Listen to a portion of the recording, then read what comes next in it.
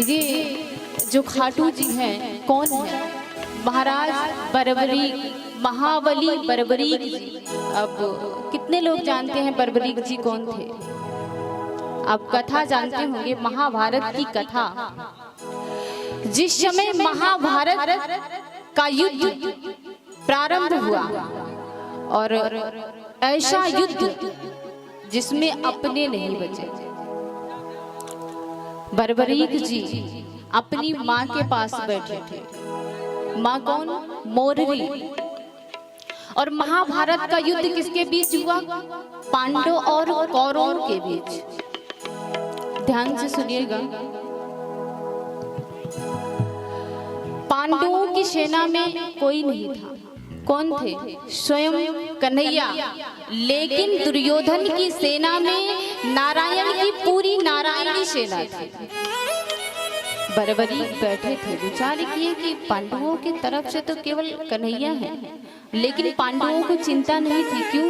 क्योंकि गोविंद मेरो है, गोपाल मेरो है, गोविंद मेरो है, गोपाल मेरो है, गोविंद मेरो है, गोपाल मेरो है, गोविंद मेरो है, गोपाल मेरो है, सेवा के बिहारी नंदलाल मेरो है, श्रीवा के बिहारी नंदलाल मेरो है, गोविंद मेरो है, गोपाल मेरो है। गोविंद मेरो है, गोपाल मेरो है। पांडवों की तरफ स्वयं भगवान कृष्ण थे। पांडवों को कोई चिंता नहीं थी।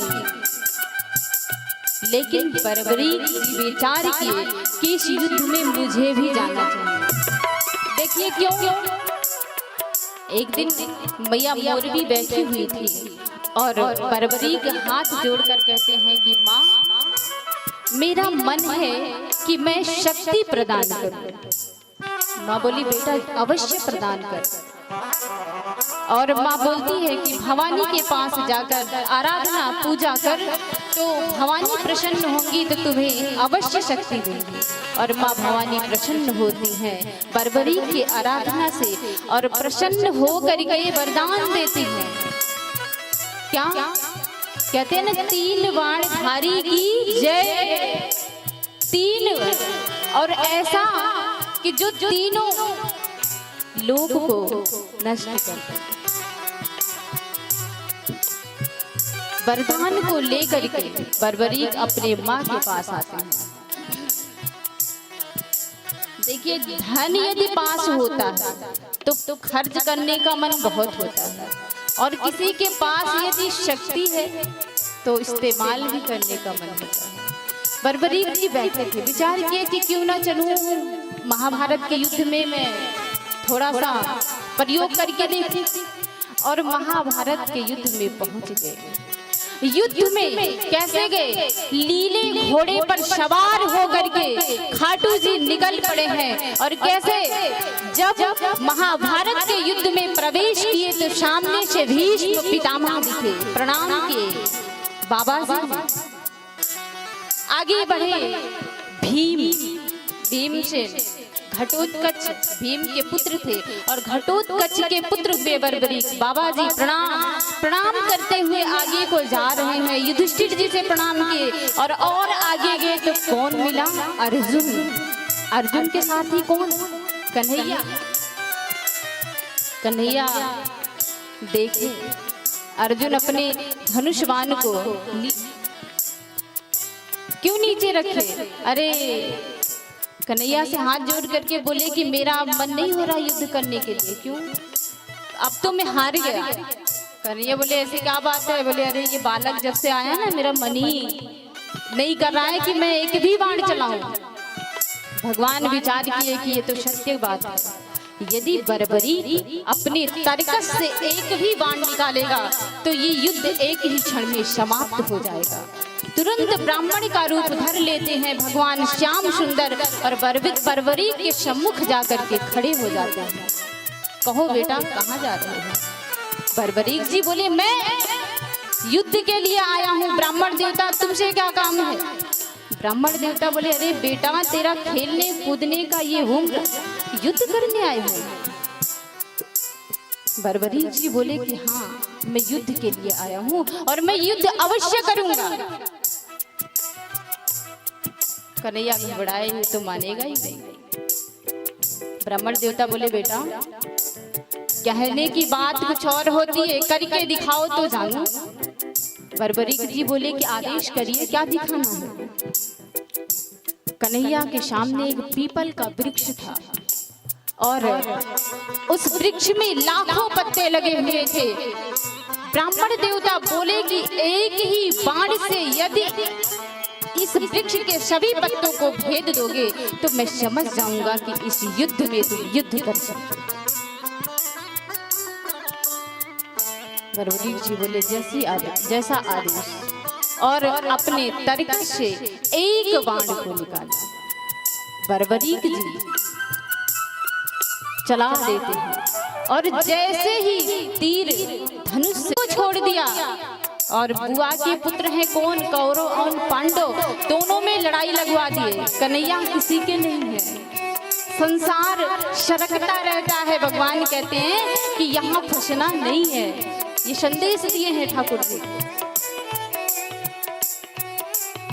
बर्बरीक से बोले कि बेटा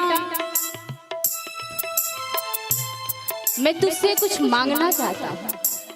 और पता है जिस समय बर्बरीक जी घर से निकले थे मैया मोर भी बोली थी 2 वचन दे करके जाओ। वो 2 वचन कौन थे? एक हारे के सहारे, जो हार रहा होगा उसी का सहारा तुम्हें देना है। दूसरा कौन? कहते हैं ना लख दातार की जय। कोई कुछ यदि तुमसे मांगेगा तो मना नहीं करना। तभी तो आप खाटू नगरी में जाओगे ना, खाटू नरेश के दरबार में जाओगे तो आपकी मन की जो भी मुराद है वो पूरा होगा। लेकिन सच्चे भाव से सच्चे मन से जाओगे तो भगवान मांगते हैं क्या कि इस पृथ्वी के कल्याण के लिए और कलयुग में लोगों के कल्याण के लिए मुझे शीश का दान चाहिए, किसी के शीश की बलि चाहिए। अब वो केवल 3 ही लोगों की हो सकती है, एक तो कन्हैया की, और खुद ही ये भी बोले कन्हैया का शीश मैं ले नहीं सकता क्योंकि वो युद्ध रचा है। दूसरा अर्जुन की, अर्जुन को भी नहीं ले सकता, क्यों? क्योंकि उन्हें युद्ध करना है, युद्ध खेलना है। बर्बरीक बचे तुम, अब बोलो। बर्बरीक विचार करने लगे, मांग रहे हैं और मैं मना कर दूं ऐसा कतई नहीं करूंगा। बर्बरीक जी बोले कि आपका आदेश, मैं अपने शीश को अभी देने के लिए तैयार हूँ। भगवान श्याम सुंदर जो ब्राह्मण का वेश लिए थे, देखते ही देखते विराट रूप और झोली फैला दी। अरे बर्बरीक दीजिए, और म्यान से तलवार को बर्बरीक जी निकालते हैं और अपने गले को काट के कन्हैया को दे देते हैं, शीश को दे देते हैं। उसी दिन से नाम क्या पड़ा? शीश के दानी की जय। तो आप लोग पूरी ताकत के साथ जयकारा लगाएंगे, बोले शीश के दानी की जय हो। भगवान प्रसन्न हो गए। भगवान बोले बर्बरीक क्या चाहते हो? बर्बरीक बोला युद्ध करने के लिए आया था, युद्ध तो नहीं कर सका लेकिन मैं युद्ध को देखना चाहता हूँ। भगवान बोले तथास्तु, मैं अवश्य युद्ध को तुम्हें दिखाऊंगा। और अमृत पान कराते हैं। हिमालय में एक चूड़ पर्वत है, वहां पर ले जाकर के शीश को रख देते हैं और वहां से बर्बरीक जी युद्ध को देखते हैं। महाभारत का युद्ध संपन्न होता है। पांडव आपस में झगड़ते हैं कि युद्ध मेरे कारण से जीता गया। भीम कहते हैं युद्ध हम जीते, अर्जुन कहते हैं भीम युद्ध हमने जीता। बड़ी बहस। पहुंचे कन्हैया के पास। अरे कन्हैया तू ही समाधान कर, यदि ये समाधान नहीं मिला कि युद्ध कौन जीता तो मैं आपस में ही लड़के मर जाऊंगा। भगवान बोले काय बात की लड़ाई? क्या इस बात की लड़ाई है कि युद्ध कौन जीता, किसके कारण से युद्ध जीता गया, आपको बताना पड़ेगा। भगवान बोले देख अर्जुन, मैं तेरा सारथी, दाएं बाएं तो देख नहीं सकता था, सीधे ही देखना है। मैं क्या बता सकता हूँ कि युद्ध किसने जीता, कौन जीता, किसके कारण। चलिए मैं चलता हूँ बर्बरी के पास, वो बताएंगे युद्ध किसके कारण जीता गया है। भगवान श्याम सुंदर पांचों पांडवों को लेकर के महाबली बर्बरी के पास जाकर के पहुंचते हैं और हाथ जोड़ के कन्हैया कहते हैं कि बर्बरी युद्ध किसने जीता। बर्बरी कहते हैं भगवान मुझे तो लगता है उस युद्ध में ना अर्जुन का वाण दिखा और ना भीमसेन की गदा। युद्ध कौन जीता मैं बताऊं? कन्हैया बोले बताइए। अरे मुझे तो उस युद्ध में केवल कन्हैया के सुदर्शन चक्र ही दिख रहे थे, मारने वाला भी कन्हैया और मरने वाला भी। भगवान बोले वाह, प्रसन्न हो गए भगवान। तो मैं कहता हूं कि ये युद्ध कन्हैया ने जीता है। और भगवान को पता था कि यदि बर्बरी की युद्ध खेलता, युद्ध करता तो कोई जीतने वाला नहीं था। तो ये सत्य बात है। भगवान प्रसन्न हो करके बोले बर्बरी क्या चाहते हो, मांगिए। बर्बरी को बोले कुछ नहीं। भगवान बोले जब कुछ नहीं चाहते हो तो कलयुग में मेरा ही रूप तुम्हारा होगा। तो कलयुग के श्याम कौन माने जाते हैं? महाराज बर्बरी। तब जाके नाम पड़ा क्या? खाटू नरेश। भगवान श्याम सुंदर जी ने ही नाम दिया और बोले कि जो भी हार कर तुम्हारे दरबार में आएगा उसकी हर मनोकामना तुम पूर्ण करोगे।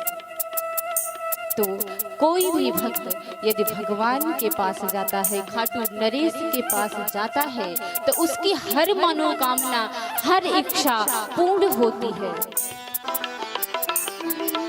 हारे का तू है सहारा सांवरे, हमने भी तुमको पुकारा सांवरे। हारे का तू है सहारा सांवरे, हमने भी तुमको पुकारा सांवरे।